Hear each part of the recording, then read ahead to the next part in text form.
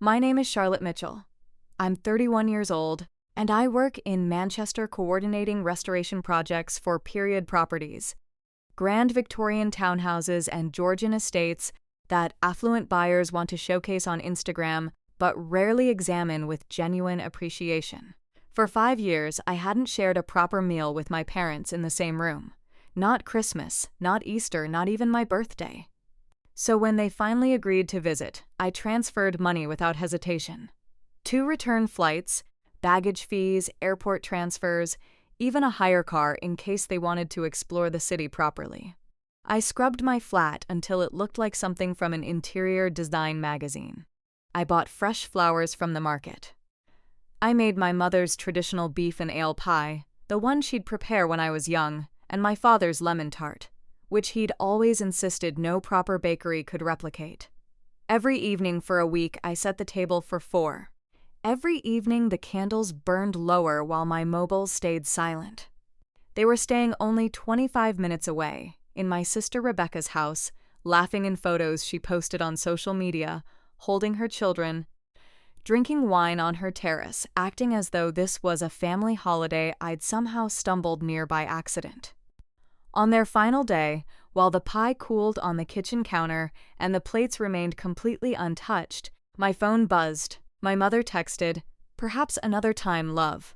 I stared at those 4 words until something inside me became perfectly still. Not shattered, not weeping. Still. Because by then I'd already opened my banking app, and I was looking at 5 years of payments they'd never once acknowledged. Before I tell you what I did next and how quickly they stopped saying perhaps another time, I'm genuinely curious. What time is it where you're watching from? Where are you? I want to know how far this story travels. The first night they chose Rebecca's house over mine, I told myself not to spiral. People feel exhausted after flights. People require time to decompress. Perhaps the children were thrilled to see them.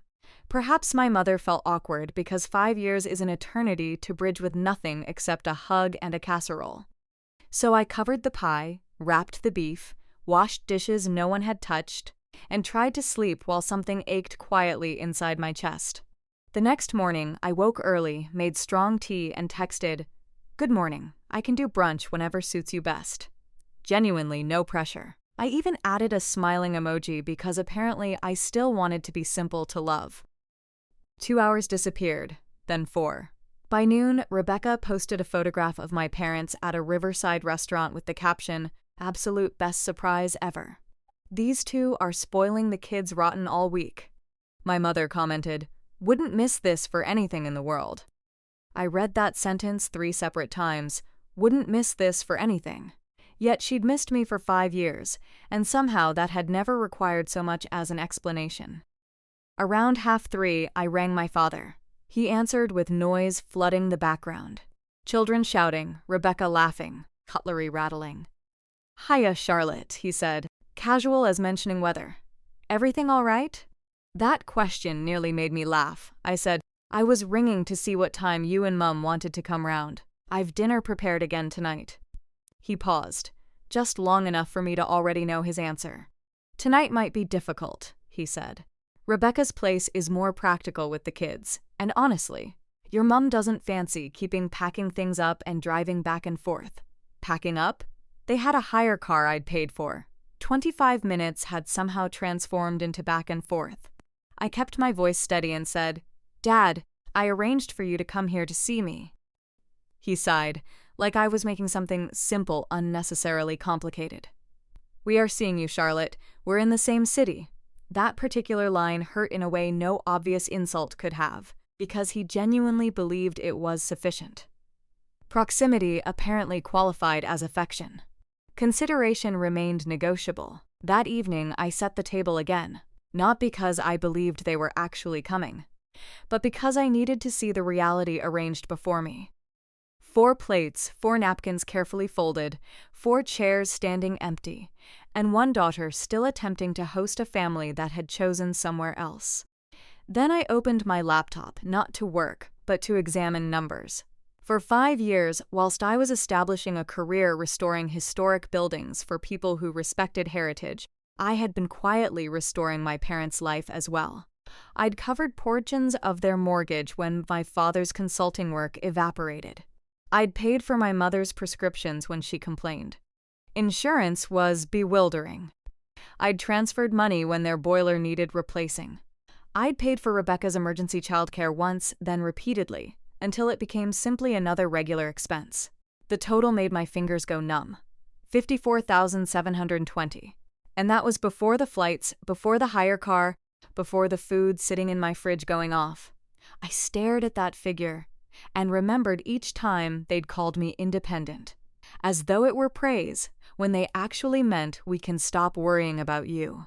I entered the number into a blank spreadsheet, added dates, explanations, transaction records, and saved it with a file name that caused me to sit back in complete silence. Family Financial Support Final Tally.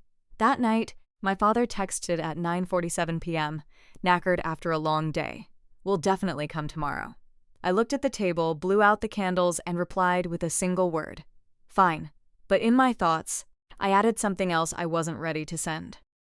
Tomorrow is absolutely the last evening I spend waiting. By day 3, the pattern had become almost comical in how predictable it was. I'd wake up, offer breakfast, lunch, dinner, a walk through the city center, a drive to Castlefield. Anything at all. My mother would reply hours later with something gentle enough to avoid seeming ungrateful and vague enough to avoid actually committing. "That sounds lovely. Charlotte. Let's see how things play out. Rebecca has quite a lot arranged." Meanwhile, Rebecca posted constantly. My parents having breakfast with her children. My father mending a cabinet door in her kitchen. My mother folding laundry on Rebecca's sofa with the caption, "Absolutely brilliant having Mum here." I wasn't even envious of the laundry. That was the genuinely humiliating part. I would have genuinely treasured my mother sitting in my kitchen, criticizing how I arranged the crockery. I would have welcomed my father, pointing out a squeaky door hinge. I didn't require grand gestures or elaborate apologies. I required evidence that I existed when Rebecca was present. On day 4, my closest friend Amelia Shaw came round after work with takeaway because she declared that if I prepared one more untouched dinner, she would personally throw my cast iron into the canal. Amelia had known me since I arrived in Manchester with 2 suitcases and a contract with a boutique restoration company. She'd watched me take urgent calls from my parents during gallery viewings, birthdays, even once during a weather warning. She'd also watched me apologize for wanting anything. When she arrived and saw the table still perfectly set, her expression transformed from worry to genuine fury. "Charlotte," she said quietly, "this looks like a shrine." I attempted to laugh, but it emerged wrong. We sat at the table anyway because someone deserved to actually eat the food. Halfway through, my phone vibrated. It was a photo from Rebecca, not even directed to me personally, just shared in the family group chat. My parents were at a football match with her family. My mother wore a team shirt. My father held an enormous soft pretzel. Rebecca wrote, "Spur of the moment family outing." I looked at Amelia. She looked directly back at me. Neither of us spoke for several moments. Then Amelia reached across and flipped my phone face down. "You arranged for them to fly here," she said. "You fed them from a distance. You financed them for years, and now you're watching them spend your energy, your money, and your emotional investment at your sister's house." I whispered, "I don't want to be unkind." She shook her head firmly. "Unkind is inviting your daughter to wait every single night whilst you create memories 25 minutes away. Healthy boundaries aren't unkind. They only feel unkind to people who've profited from you not having any." That statement remained with me long after she left. I stood in front of my bathroom mirror and suddenly saw myself at 12 years old, sitting on the stairs wearing a party dress because my parents had completely forgotten to collect me from a school achievement ceremony when Rebecca's dance rehearsal ran over. I saw myself at 16, pretending not to care when my father skipped my debate competition because Rebecca was having a difficult time. I saw myself at 22 wiring money from my first substantial paycheck, while my mother told family members I was just too busy with my impressive career to visit. And now, at 31, I was still trying out for a role I should have automatically been given. Child, not financial provider, not secondary option child. I went back to the spreadsheet and added a second page. Active contributions, mortgage payments, prescription supplements, car maintenance costs, television streaming, which my mother once mentioned helped Dad unwind. Rebecca's after-school club, which I'd assisted with just for one term 3 years earlier. The complete list wasn't frightening in its scale. That was precisely why it terrified me. It appeared normal, responsible, generous, but assistance without recognition had transformed into a quiet agreement where I provided, and they simply vanished. At the bottom, I typed one sentence in bold. Stop funding individuals who don't show up for you. Then I closed the computer. Not because I was done, but because I'd finally recognized what the resolution would require. On the 5th day of their visit, my mother finally rang me. I answered whilst standing in the restored entrance hall of an old manor house, where my team had spent months protecting hand-carved details most visitors would overlook. "Charlotte," she said, bright and distracted. "We might not manage tonight. Rebecca's promised the kids a movie evening, and your father's absolutely exhausted." I looked across the hallway at a cracked stone section we'd repaired gradually because someone had determined it deserved preservation. For a moment, I imagined what might happen if I stopped restoring things that nobody else valued. I said, "Mum, you fly out in 2 days." "I'm aware, darling," she responded. "This week's simply been rather hectic. Perhaps you could come to Rebecca's tomorrow morning before we go out?" I almost automatically said yes. That was the automatic response. Take whatever's offered, however small, and call it adequate. But instead I asked, "Why didn't you stay with me?" Silence. Then the tone she employed when she wanted a discussion to stop without becoming truthful. "Oh, Charlotte, please don't begin. Rebecca's got more room, the children required us. You've always been so capable. We knew you'd manage." There it was again. Capable. The family euphemism for an investment. "I paid for the flights," I said. "I prepared food for the entire week. I invited you round every single day." My mother exhaled. "And we're grateful. But you're making this seem like we cast you aside." "Didn't you?" I asked quietly. She didn't respond. In the background, I heard Rebecca say, "Mum, are you still chatting? The kids are waiting." My mother lowered her voice. "We'll talk another time." "All right. Love you." The call disconnected before I could respond. I stood with my phone in my hand, surrounded by architectural elements that had endured abandonment solely because someone had eventually decided to save them. That evening, I didn't cook. I didn't set the table. I sat at my computer and composed one email. Not emotional, not pleading, not full of paragraphs attempting to convince them to love me properly. Subject: visit expenses and ongoing financial support. Mum and Dad, I arranged your travel here because I genuinely believed you wanted to reconnect after 5 years apart. Instead, you chose Rebecca's house and declined every invitation I extended. I respect your choice. Now, I'm deciding mine. Starting immediately, I will discontinue monthly financial assistance, stop covering household costs, and cease funding family expenses that aren't my responsibility. I have attached a complete record of all assistance provided since 2021 for transparency. I am also canceling the extended hire car arrangement and will not be covering any additional travel charges. Your return flights remain confirmed because I honor commitments I've already made. After that, you'll need to manage your own finances independently. I read it twice over. My hands trembled, but not from doubt. They trembled because part of me understood this was the most genuine thing I'd ever written to them. I attached the spreadsheet. Then, after consideration, I attached a single photograph.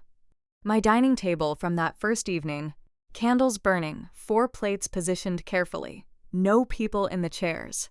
I wasn't including it to cause pain. I included it because I was finished letting them pretend this was an accident. Before I pressed send, Rebecca posted something fresh. My parents were sitting on her terrace, wrapped in throws with the caption, "Treasuring every last second." I stared at that caption, then at my email. Every last second. None of those seconds had belonged to me. I clicked send. Then I accessed 5 different accounts and began doing what I should have finished years earlier. I stopped the automatic mortgage transfer due the first of the month. I removed my card from the prescription account after confirming my mother possessed her own payment method. I canceled the recurring childcare payment to Rebecca's after-school club and sent a courteous message saying future charges should go directly to the registered parent. I canceled the television package, roadside assistance coverage, and the temporary car insurance expense my father had somehow treated as permanent. Each cancellation felt less like vengeance and more like putting down something that was never truly mine to carry. At 11:39 p.m., my father texted, "What does this email actually mean?" At 11:42, my mother rang. At 11:44, Rebecca rang twice. I placed my phone face down and walked into the kitchen. For the first time that entire week, the table was empty. The calls began before daybreak. My mother first, then my father, then Rebecca, then my mother once more.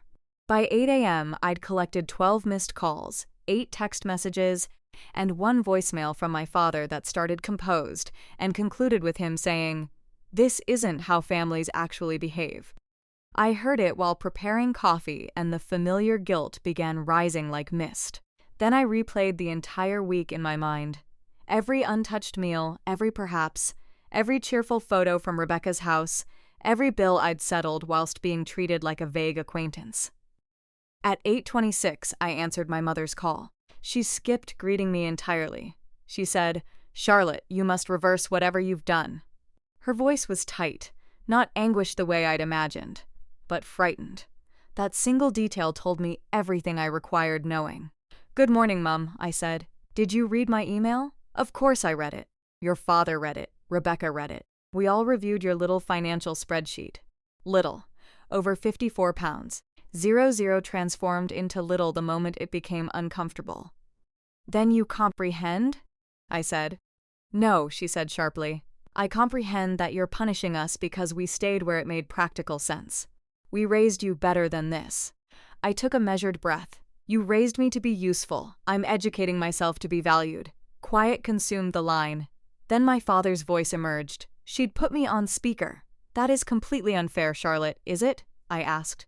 "You were 25 minutes away for an entire week. I asked you round every day. You didn't come a single time."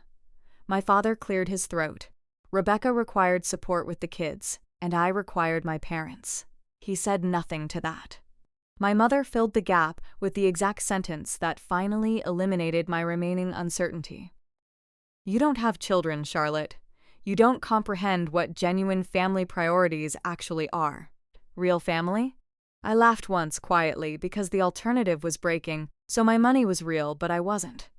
My mother's voice softened, but not into genuine remorse, into manipulation.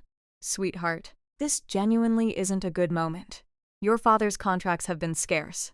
The mortgage payment arrives soon. My prescription renewal happens next week.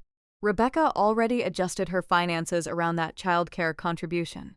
You can't just eliminate everything simultaneously." "I can," I stated. "I've done it." "That's incredibly selfish," she said. There it was, the word individuals use when your generosity stops appearing automatically. My father said, "Can we at least talk about this when we see you today?" I almost smiled. "Today?" "Yes," he said quickly. "We can come by this afternoon." "This afternoon? On the final day?" After the financial support ended, I stared at the empty dining table. No plates, no candles, no performance. "No," I said. "I'm occupied." My mother gasped as though I'd struck her physically. "Charlotte Mitchell, we traveled all this distance." "I know," I responded. "I financed it." The line became completely silent. For years, I'd fantasized about what I would experience if I genuinely prioritized myself. I'd imagined feeling terrible, cruel, heartless. Instead, I felt sad and grounded. Both can exist simultaneously. I told them, "Your return flight departs tomorrow. The hire car is paid through tonight.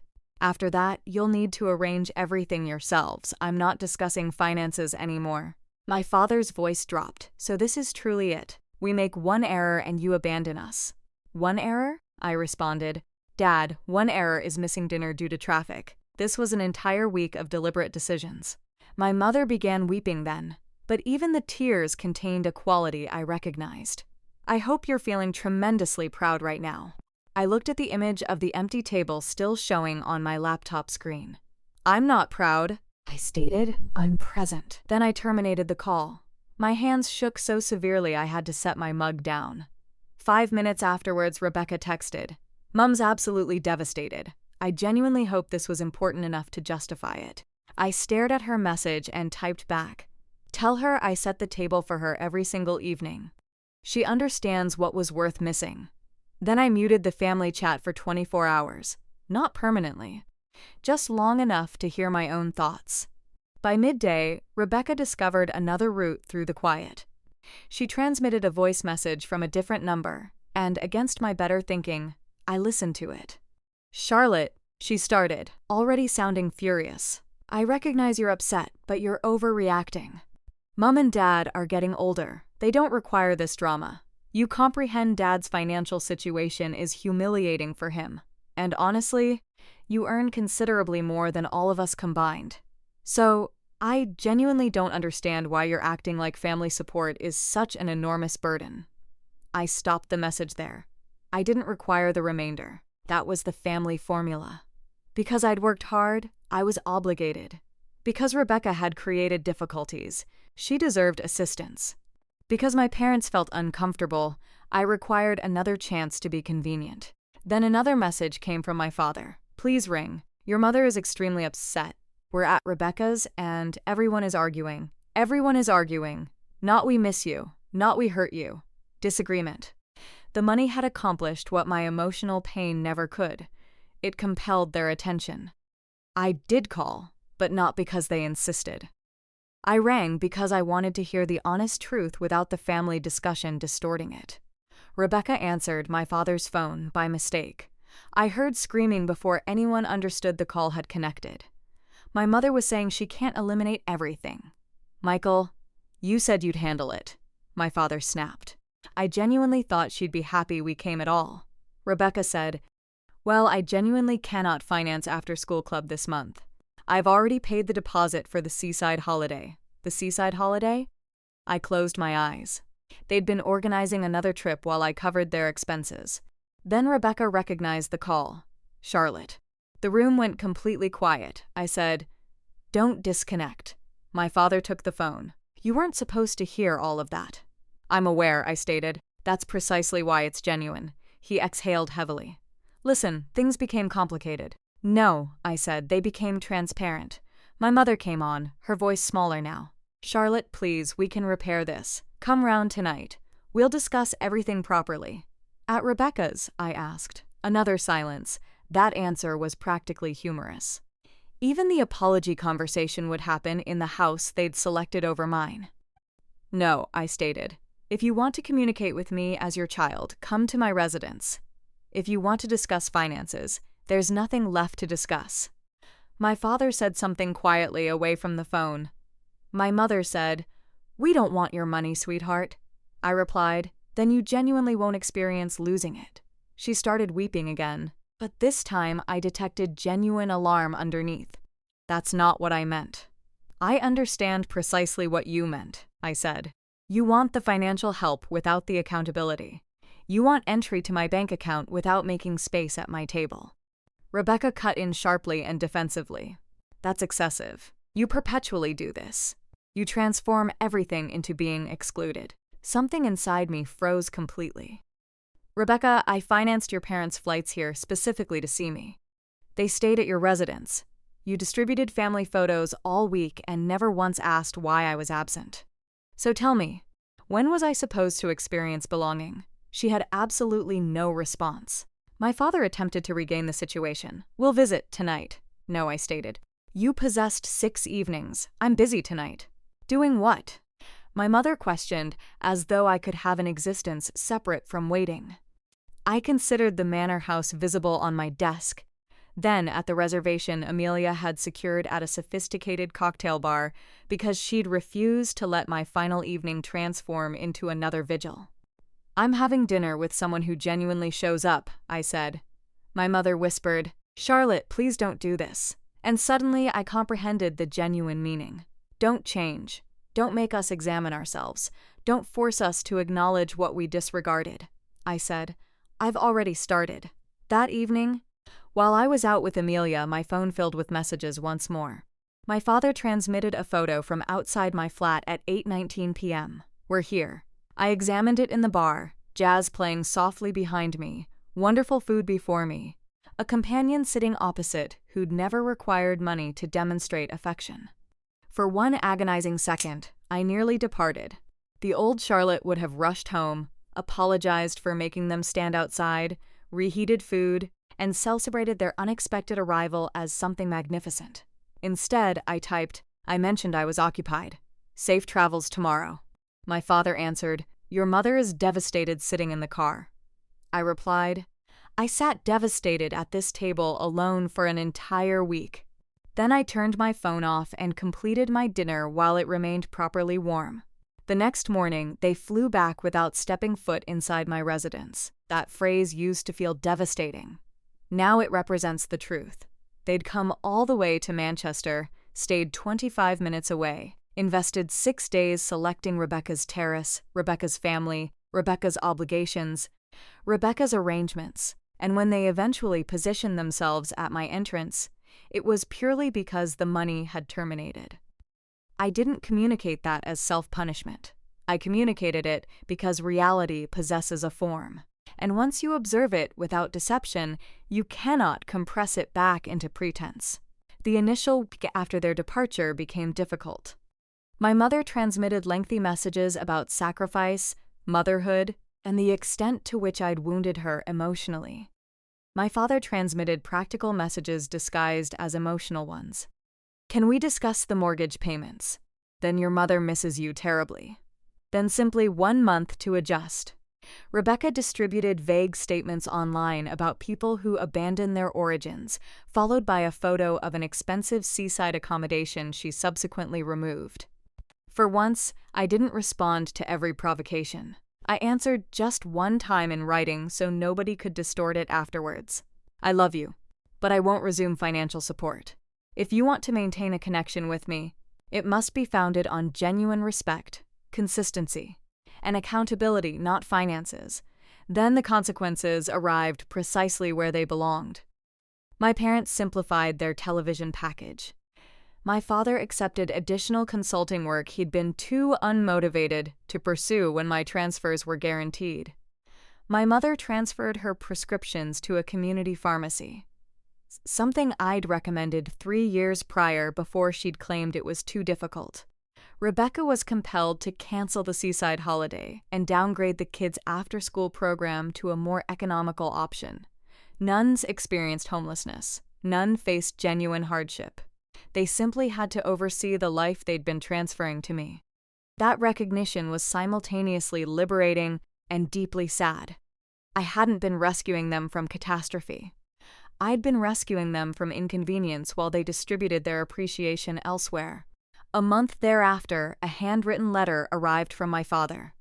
Not a text, not an ultimatum, a genuine letter. He composed that he'd reviewed the week in Manchester repeatedly and couldn't justify it. He acknowledged that calling me capable had transformed into a justification for not demonstrating up. He wrote, "I imagine because you didn't demand much, you didn't require much." I wept reading that sentence, not because everything healed instantly, but because it was the initial statement that conveyed genuine accountability rather than calculated strategy. My mother's apology developed gradually. Initially, it was combined with justification, then humiliation, then quiet. Ultimately, she rang and said, "I genuinely don't understand how to apologize without making excuses, but I want to discover how." I informed her that was the initial genuine statement she'd expressed to me in an extended period. We didn't transform into a flawless family. This isn't that variety of narrative. I didn't rush into their embrace at an airport whilst orchestral music elevated the scene. I didn't resume payments simply because they apologized. I didn't maintain anger permanently either. I selected something significantly more challenging than vengeance and considerably cleaner than reconciliation without genuine transformation. I selected healthy boundaries. 3 months afterwards, my parents visited Manchester again. This instance, they financed their own transportation. They arranged a modest hotel in the city center. They inquired what time frame suited me instead of automatically presuming I would wait. When they arrived at my flat, I set the table for 3 people, not 4, because Rebecca wasn't included in that occasion, and I'd concluded blending every relationship into a singular family obligation. My mother brought flowers from the market. My father brought lemon tart from a proper bakery, and admitted it outmatched his recollection. Dinner felt awkward initially. Genuine healing frequently does. But they sat with me. They consumed food. They genuinely listened. And when my mother extended her hand toward mine and expressed, "I'm genuinely sorry we permitted you to experience optional," I didn't pretend the statement erased everything. I simply responded, "Thank you for articulating it."